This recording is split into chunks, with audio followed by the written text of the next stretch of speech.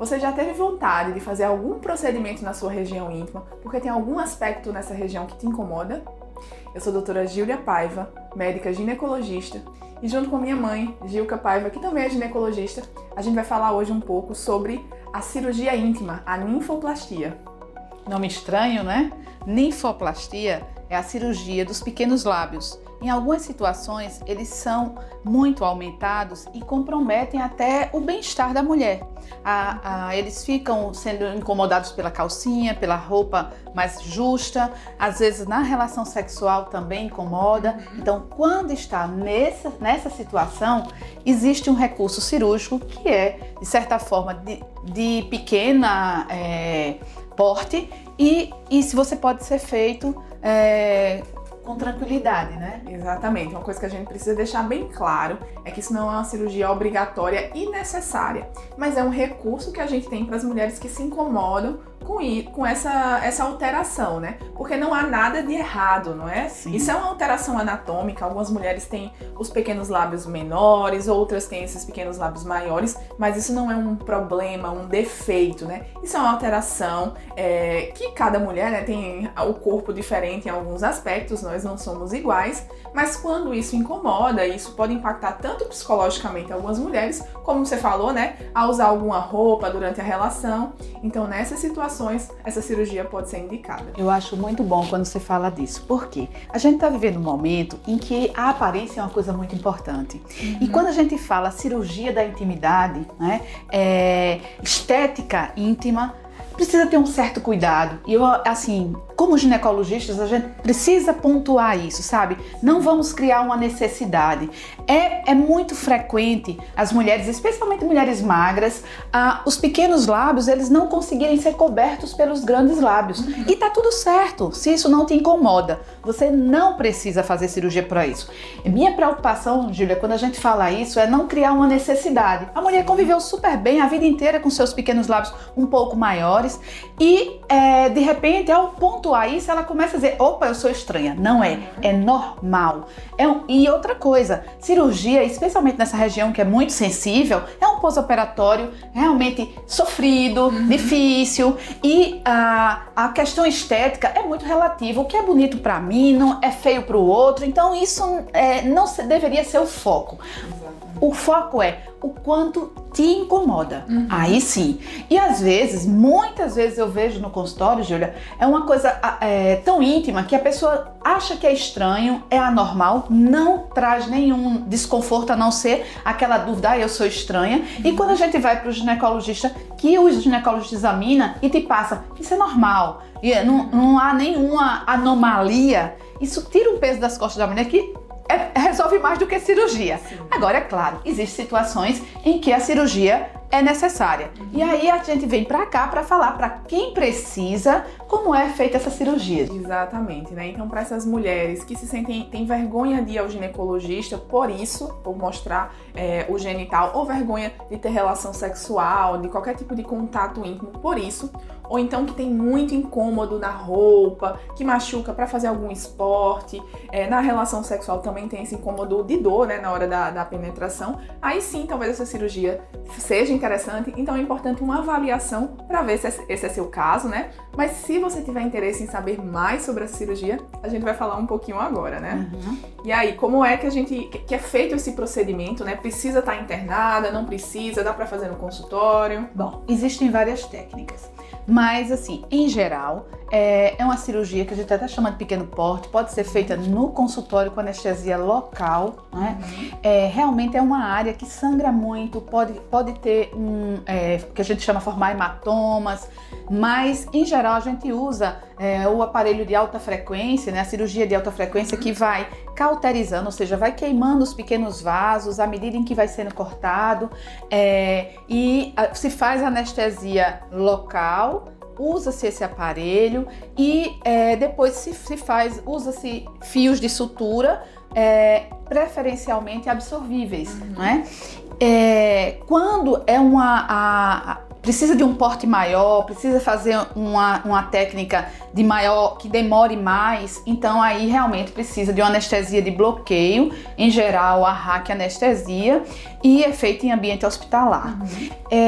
E outra coisa que eu gostaria de pontuar também, Júlia, é que a técnica da retirada desse excesso de pele dos pequenos lábios, ela varia também de paciente para paciente. Tem médicos que têm mais recurso, têm mais habilidade com uma forma em V, tira uma parte longitudinal, assim, no comprido dos pequenos lábios. Isso é muito relativo, tá? Vai ser avaliado pelo profissional que vai fazer esse procedimento. Há quem use também o laser para cortar esse excesso de pele, não é? Mas em todos os casos, o corte é necessário, existe o risco do sangramento e é preciso fazer a sutura também na maioria das vezes.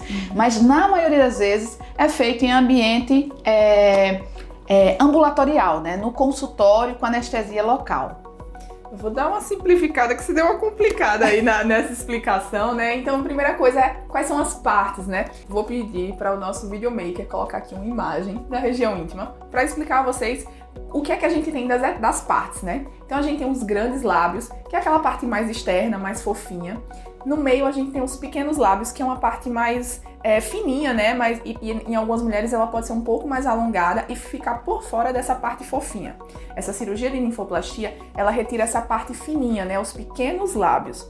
E essa retirada, dependendo da mulher, pode ser feita por diversas técnicas. Mas quando não é uma coisa muito extensa, pode sim ser feita em consultório, não precisa ser feita em centro cirúrgico. É um lugar muito sensível, e aí eu não posso dizer que é uma coisa sem dor, porque a própria anestesia incomoda, né? Mas na maioria dos casos compensa fazer no consultório, tanto porque o tempo é mais rápido, a recuperação costuma ser mais rápida do que receber uma anestesia nas costas, né? Mas também é uma opção se o seu limiar de dor não permite fazer procedimentos em consultório. De toda forma, essa partezinha é retirada, o excesso de pele, e depois é dado alguns pontos para ajudar nessa cicatrização. Procedimento simples, relativamente rápido, né? O grande problema dessa cirurgia é a recuperação depois, não no momento do procedimento. Os dias após a cirurgia, né? Que são dias chatos, bem chatos. Porque ela está dizendo que são chatos, são dolorosos. Algumas pessoas podem ter, como a gente falou, hematoma, junta sangue ali, né? E aquele acúmulo de sangue naquela região da cirurgia dói mais ainda, às vezes precisa ser drenado, faz edema, então fica bem inchada a região, então é difícil para sentar, é difícil para andar. Então a gente recomenda, quando você vai fazer uma cirurgia dessa, já se programar para você ter um tempo em que você possa ter realmente um repouso. Outra coisa que a gente percebe também é uma certa frustração na hora que você faz essa cirurgia, você quer um resultado imediato, e realmente é uma área que ainda fica um bom tempo com edema, às vezes um lado ele fica mais edemaciado do que outro, aí você acha que ficou diferente, né? Essa assimetria, vai ficar sempre assim. Em geral, isso vai sendo realizado a drenagem dessa área, ela vai acontecendo aos poucos, e assim, em torno de 30 dias você vai ter uma noção de como vai ficar, mas isso às vezes, mesmo depois de 30 dias ainda tem edema, e só com o tempo é que você vai ter o resultado final. Acontece também dos pontos não fecharem tão bem, e aí você precisar fazer um retoque, né, para corrigir, às vezes, aquele lugar onde o ponto abriu e cicatrizou separada as bordas. Então, assim, a mulher que decide fazer a cirurgia, ela precisa estar disposta para enfrentar todos esses processos, porque às vezes, além de ser um pouco mais sofrido, ele também pode levar um tempinho para você ter o resultado final. Então é importante estar preparada para isso. Por isso que a gente fala que não é uma cirurgia estética que deve ser feita em todas as mulheres. Realmente existem indicações em que o impacto psicológico e físico mesmo vale a pena passar por esse processo de recuperação e das complicações que podem acontecer, que não é na maioria dos casos, né? Mas pode acontecer, é até uma cirurgia que é um pouco mais comum acontecer essa questão do inchaço, né? Dos hematomas, mas ainda assim, no final, o resultado costuma ser muito bom e de riscos à saúde, riscos graves, não costuma ser uma cirurgia que corre esses riscos. mas é um pós-operatório um pouco doloroso, e aí realmente só vale a pena em quem essa alteração incomoda. Eu queria dar uma resumida no que a gente falou primeira coisa é ver se realmente você precisa dessas cirurgias. O quanto isso te incomoda. Não é o médico que vai te dizer, é você, né?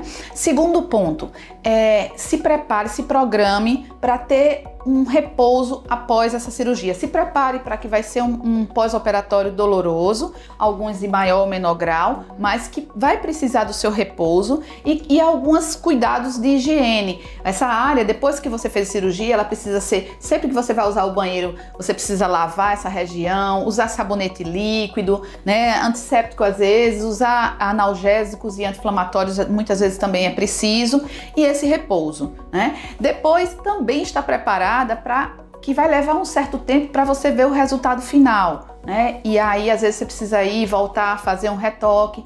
Então, estando organizada para isso, né?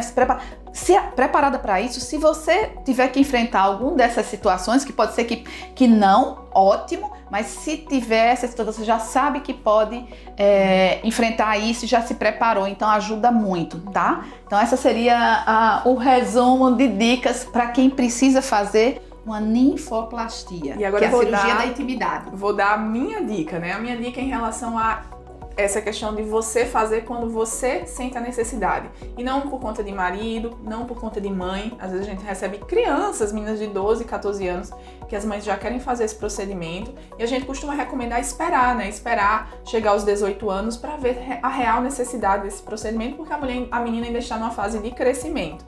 Mas a cirurgia é possível, se isso te incomoda muito, ela pode ser feita, mas avalia direitinho se é uma coisa essencial para você. E aí fica a dica.